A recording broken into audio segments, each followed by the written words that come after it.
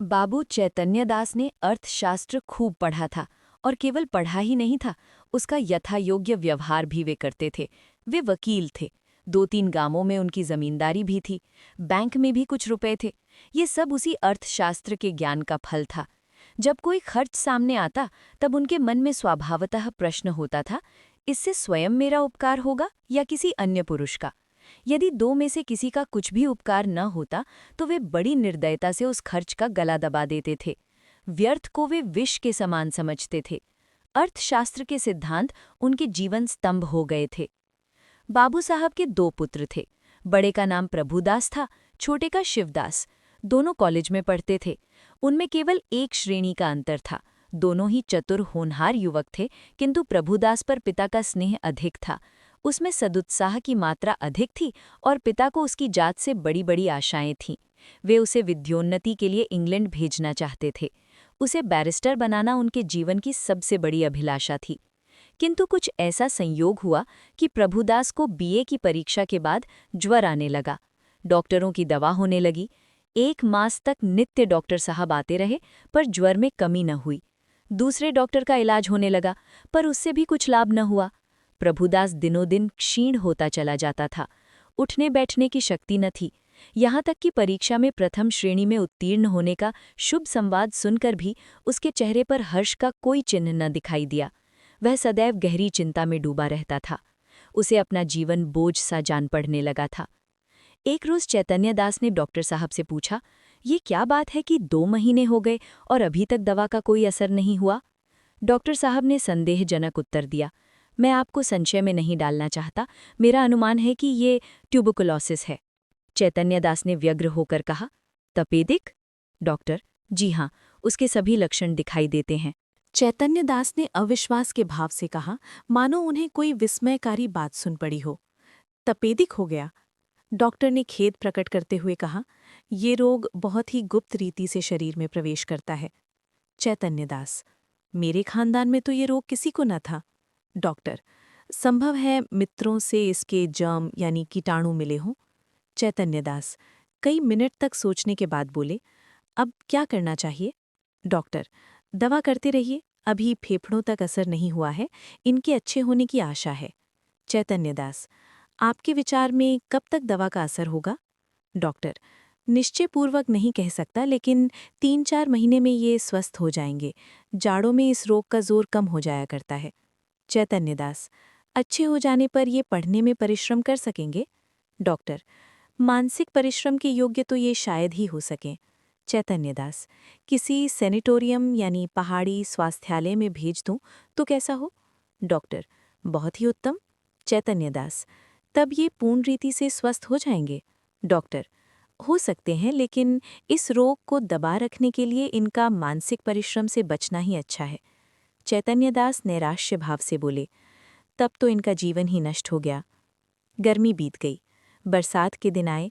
प्रभुदास की दशा दिनों दिन बिगड़ती गई।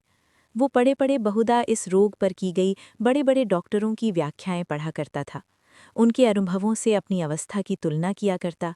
पहले कुछ दिनों तक तो वो अस्थिर चित्त सा हो गया था। 2-4 दिन भी दशा संभली रहती तो पुस्तकें देखने लगता और विलायत यात्रा की चर्चा करता। 2-4 दिन भी ज्वर का प्रकोप बढ़ जाता तो जीवन से निराश हो जाता।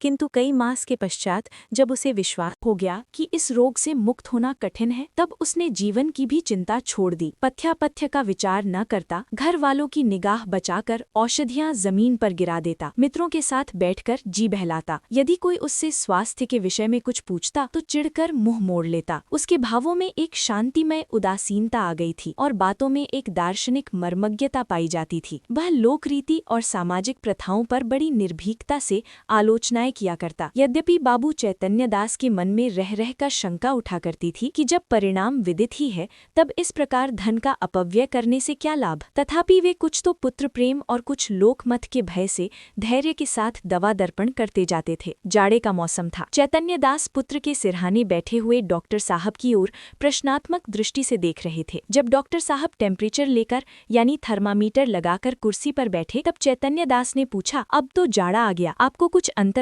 मालूम होता है डॉक्टर। बिल्कुल नहीं, बल्कि रोग और भी दुस्साध्य होता जाता है। चैतन्य दास ने कठोर स्वर में पूछा, तब आप लोग क्यों मुझे इस भ्रम में डाले हुए थे कि जाड़े में अच्छे हो जाएंगे? इस प्रकार दूसरों की सरलता का उपयोग करना अपना मतलब साधने का साधन हो तो हो, इसे सज्जनता कदापि नहीं कह सकते। डॉक्टर ने नम्रता से कहा, ऐसी दशाओं में हम केवल अनुमान कर सकते हैं और अनुमान सदैव सत्य नहीं होते। आपको जेरबारी अवश्य हुई, पर मैं आपको विश्वास दिलाता हूँ कि मेरी इच्छा आपको भ्रम में डालने की नहीं थी। शिवदास बड़े दिन की छुट्टियों में आया हुआ था। इसी समय वह कमरे में आ गया और डॉक्टर साहब से बोला, आप पिताजी की कठिनाइयों का स्वयं अनुमान कर सकते हैं। अगर उनकी बात नागवार लगी तो उन्हें क्षमा कीजिएगा। चैतन्य दास ने छोटे पुत्र की ओर वात्सल्य की दृष्टि से देखकर कहा, तुम्हें यहाँ आने की क्या जरूरत थी? मैं तुमसे कितनी बार कह चुका हूँ कि यहाँ मत आया करो, लेकिन तुमको सब्र ही नहीं होता। शिवदास ने लज्जित होकर कहा, मैं अभी चला जाता हूँ, आप नाराज ना हो।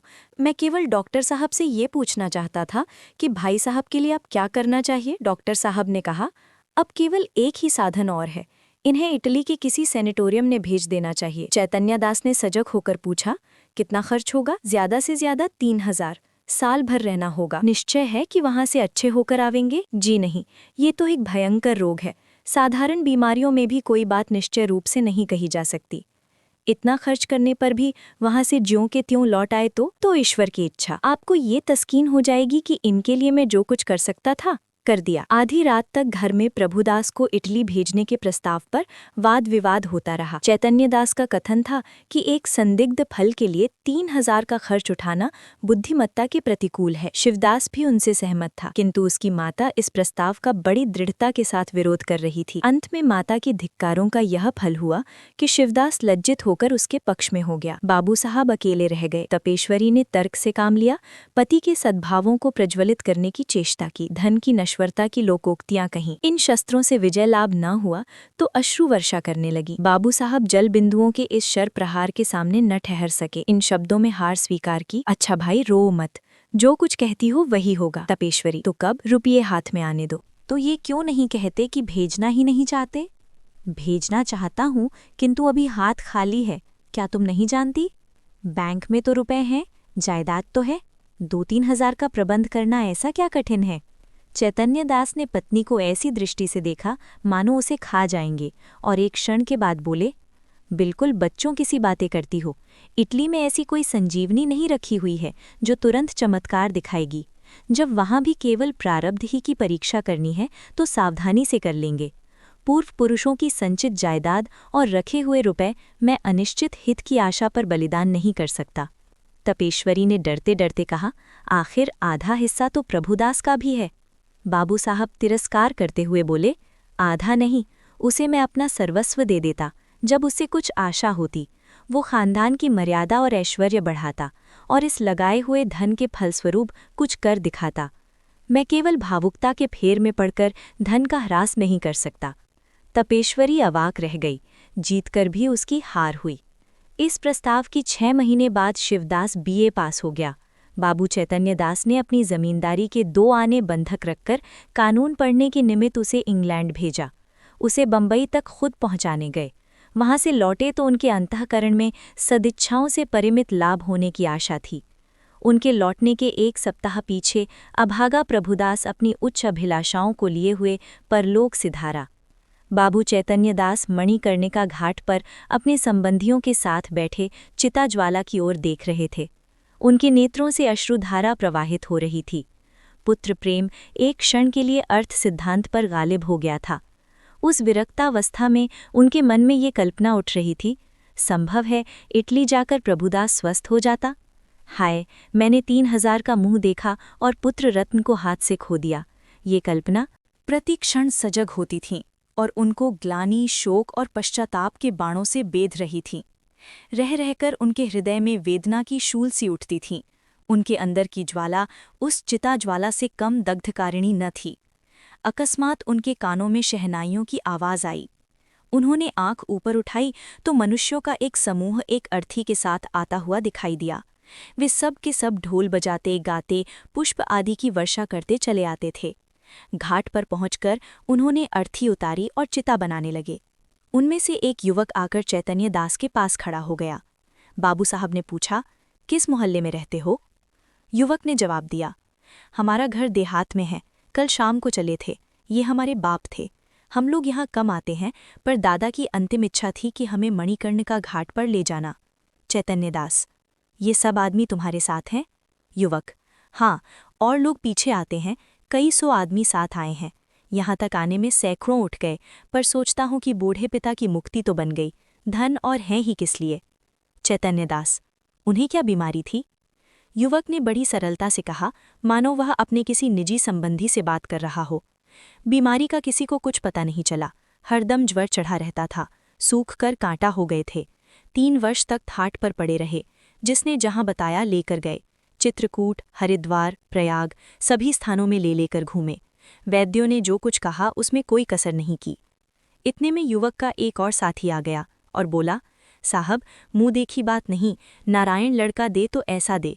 इसने रुपयों को ठीकरे समझा, घर की सारी पूंजी पिता की दवा दारू में स्वाहा कर दी, थोड़ी सी जमीन तक बेच दी, पर काल बली के सामने आदमी का क्या बस है। युवक ने गदगद स्वर से कहा, भैया, रुपया पैसा हाथ का मैल है, कहाँ आता है कहाँ जाता है, मनुष्य नहीं मिलता। जिंदगानी है तो कमा खाऊंगा, पर मन में ये लालसा तो नहीं रह गई कि हाय, ये नहीं किया, उस वैद्य के पास नहीं गया, नहीं तो शायद बच जाते। हम तो कहते हैं कि कोई हमारा सारा घर द्वार लिखा ले, केवल दादा को एक बोल बुला दे। इसी माया मोह का नाम जिंदगानी है, नहीं तो इसमें क्या रखा है? धन से प्यारी जान, जान से प्यारा ईमान। बाबू साहब, आपसे सच कहता हूँ, अगर दादा के लिए अपने बस की कोई बात उठा रखता तो आज रोते न बनता, अपना ही चित अपने को धिक्कारता। नहीं तो मुझे इस घड़ी ऐसा जान पड़ता है कि मेरा उद्धार एक भारी ऋण से हो गया। उनकी आत्मा सुख और शांति से रहेगी तो मेरा सब तरह कल्याण ही होगा। बाबू चैतन्य दास सिर झुकाए ये बातें सुन रहे थे। एक एक शब्द उनके हृदय में शर के समान चुभता था। इस उदारता के प्रकाश में उन्हें अपनी हृदयहीनता, अपनी आत्मशून्यता, अपनी भौतिकता अत्यंत भयंकर दिखाई देती थी। उनके चित्त पर इस घटना का कितना प्रभाव पड़ा, ये इसी से अनुमान किया जा सकता है कि प्रभुदास की अंत्येष्टि संस्कार में उन्होंने हजारों रुपए खर्च कर डाले। उनके संतप्त हृदय की शांति के लिए अब एकमात्र यही उपाय रह गया था।